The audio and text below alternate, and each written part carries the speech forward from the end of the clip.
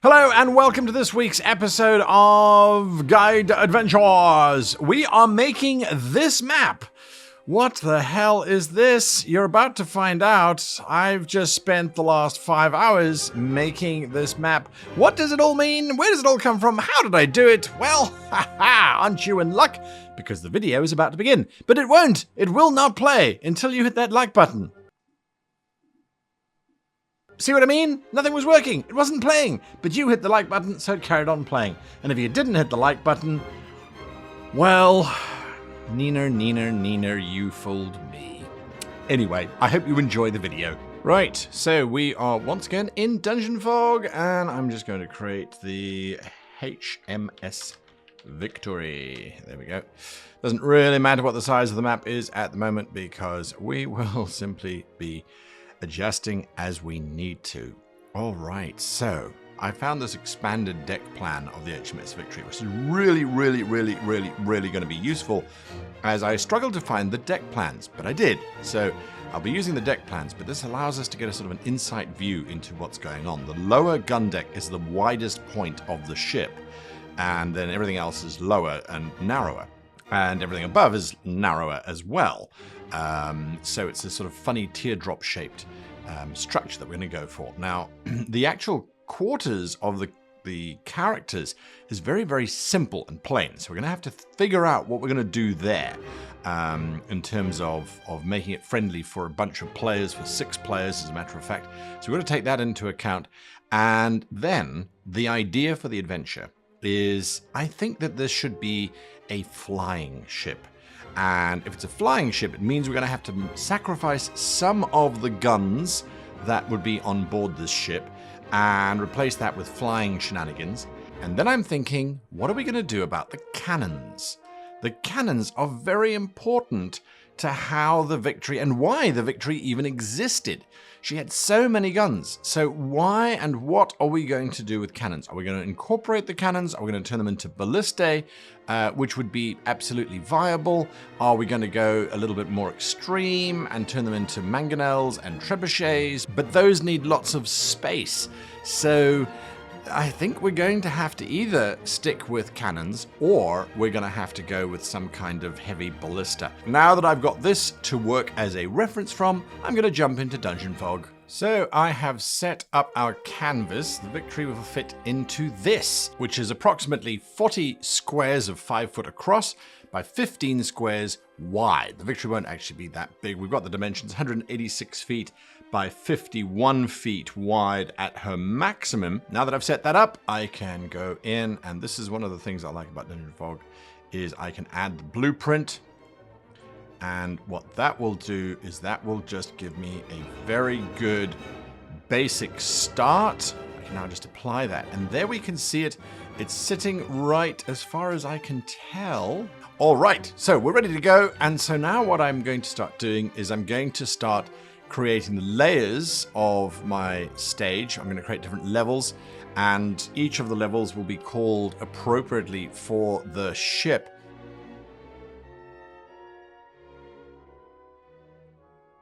Right, I've got all of my layers in now, and so really it's just a case of starting to build it in.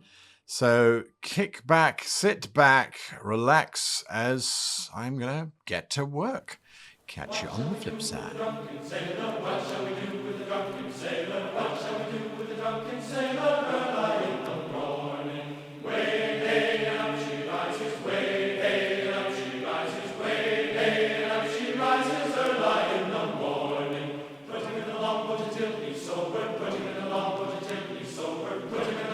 Right, I'm pretty happy with this as the hold. We can see exactly how we get in and how we get out. And I'm not going to add too much more to this. I think it's doing exactly what we wanted to do. And so now I can move on to the deck above. But that is for me to now build super quickly. So here I go.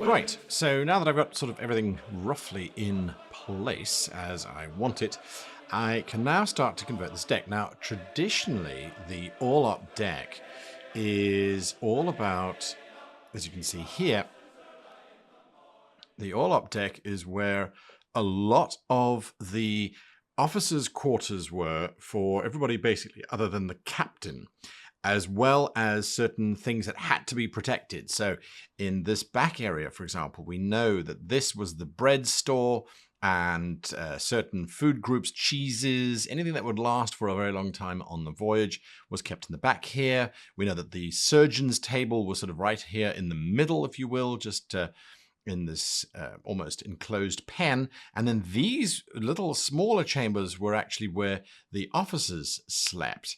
And that continued through here as well and up into this space too. So that's pretty much where the majority of the ship's operations happened. And then right here in the front is actually where a lot of the ammunition and stuff was stored as well. At least that's if my memory serves me.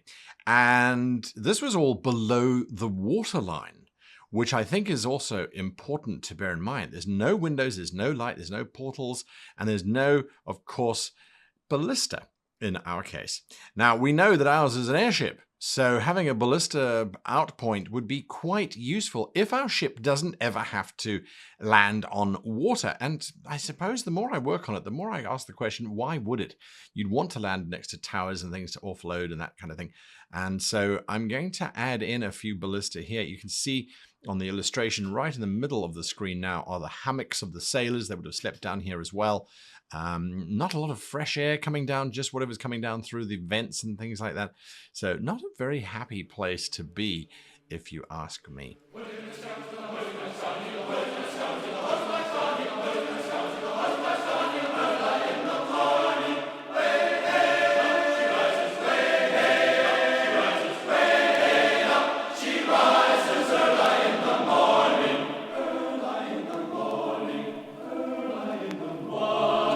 However you want to redivide these rooms is entirely up to you. I always recommend have enough rooms for the number of players that will be in your game so that they can each get a room.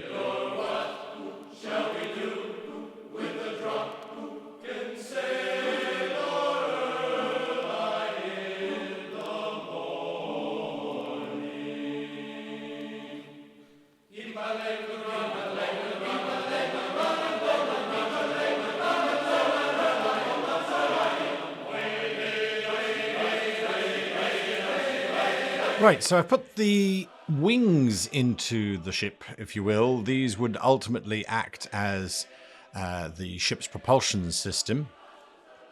I could imagine them almost looking something like this, perhaps. But at this scale, I'm not going to make the map. I don't need to, I don't think. Although maybe that does actually look... That does give it some context, right? There you go. See, prove yourself wrong by just experimenting, just trying out something new. And look at that. So you go, okay, you know what this actually does? This does kind of work. Makes it feel definitely like a sail. So I would imagine that that is what that provides some propulsion for the ship, along with the normal masts and things. So getting there. Oh, blow the man down, bullies, blow the man down. Give me way, blow the man down. Blow the man down, bullies, blow him away. Give me some time to blow the man down. We went over the bar on the 13th of May. Way, blow the man down. But Gallagher jumped and the gale came away. Give me some time to blow the man down. As I was walking down Paradise Street, beware, blow the man down. A saucy young damsel I happened to meet. Give me some time to blow the man down. I says to her, Pallion, how do you do? To beware, blow the man down. Says she, none. Lower gun deck done, and I took some liberties of adding in some extra details at the back of the ship. I've started to add in the captain's quarters, again just being very cognizant of the fact that We've got player characters. They need some space. They need some rooms and things. And this is a flying ship.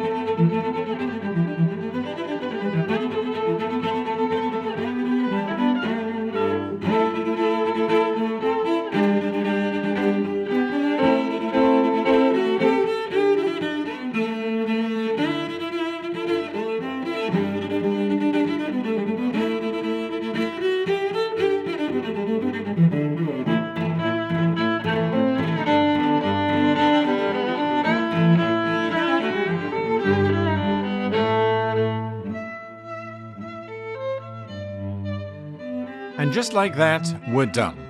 It's taken us about 5 hours to get here, all said and told, and I think it's worth it. Now, the poop deck, as it has always been called, wasn't very difficult at all. As a matter of fact, what makes the poop deck difficult is that it doesn't actually have very much detailing on it.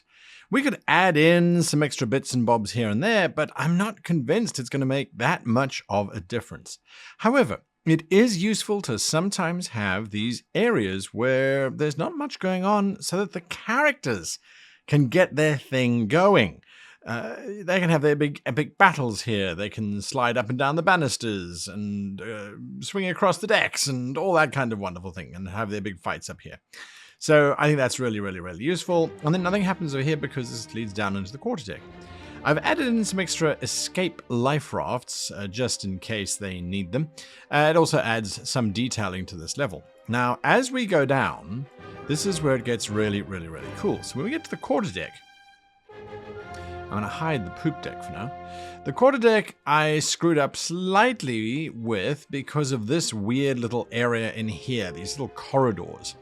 Normally, these would be where they were storing ropes and various bits and pieces, but it didn't kind of make sense for the sort of the story that was happening in my head of what this area was. Now, this was actually where Nelson's quarters were. This area here, with the messy bed, would have been where his cot was, and then this area here would have been for whatever purposes it might have needed to have been for. There was actually some extra dividing up in this space, but I don't think it's necessary to add.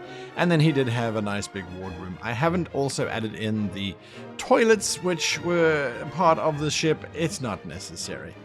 I did add in the warning bell because the warning bell invariably always acts as some kind of point of terror, don't let them get to the bell, don't let them wake everybody up and that sort of thing. So I put in a warning bell there, and I put another one at the front of the ship as well because, well, you can never have too many warning bells all over the place. Then I included some mangonels because I'll be using my Nautical Campaigns rules for the ship, that adventure that we are creating, and mangonels are perfectly acceptable. This would actually be a very underpowered ship in comparison to some of the bigger warships that you can create with my Nautical Campaigns, but it is very much if you wanted the HMS Victory as a medieval weapon, as a warship, this is what you'd get. And I mean, she's terrifying. 1, 2, 3, 4, 5, 6. So she's got 12 ballista on her deck already, and that's just the quarter deck. That's pretty damn terrifying, if you ask me. As we go from the quarter deck down to the upper deck, we see just this huge array of ballistas. And I'm very happy with how those sort of red portal things worked. And then we've got quite a big office, which I made quite ostentatious. This would have originally been Captain Hardy's room. And so I thought, well, let's make it more interesting. And here we have 30 ballista on this deck. So our running total so far is 42. Heading down to the middle deck, that's where we get to see just a vast amount of stuff, plus also the ropes and things. Now, the ropes were this chaotic. I added in some pulleys and things here and there, sort of guide points, if you will. You can't really see them, but they're there, and I know that they're there, and that makes me happy. The ropes were this chaotic. Now, this wasn't actually the rope to haul the anchor up. This was the rope to haul the rope that held the anchor up first. Then you got to the second capstan, which would then haul up the anchor. At least that's how I kind of understood it. And then there was a larger mess area here for personnel to make use of. This deck is the busiest and most crowded in terms of visuals, but I must admit, I do kind of like it. We've got another office, and then we've got another bedroom there for whomever might like it. So 28 ballista in total on this deck. That's not too bad. Not too off what the HMS Victory had. Lower gun deck. I will hide the top deck. That makes it a little bit more interesting. And so here we can see just wider, bigger ballista, heavier damage, and just above the waterline here. Very, very, very busy deck, but I like it. I really do like it. And we've got 24 heavy ballista here. And then we get down into the all-up, the lower deck, which would normally be underwater. This isn't underwater. We've got our little wings out there showing us that this is an airship. And we don't have any more ballista or anything like that. We've got pigs and chickens, and they wouldn't be loose in a giant pen like that. They'd be in small little cages, but maps are representative. They are not accurate unless you're playing a different kind of game. So we have that. And then very finally, we have our hold with our pretty blue water or sky, depending on what it might be. And so we've got one extra ballista at the back there. So I'm going to keep that running total. And that puts us on 87 ballista as opposed to the Victory's 104. So we're a little bit behind the Victory. I would wager that our fire rate is better. And I love doing this. This is where we get to see the full scale of the ship as we slowly move up the decks. So we can see that the lower deck just completely obscures the all-up and the hold.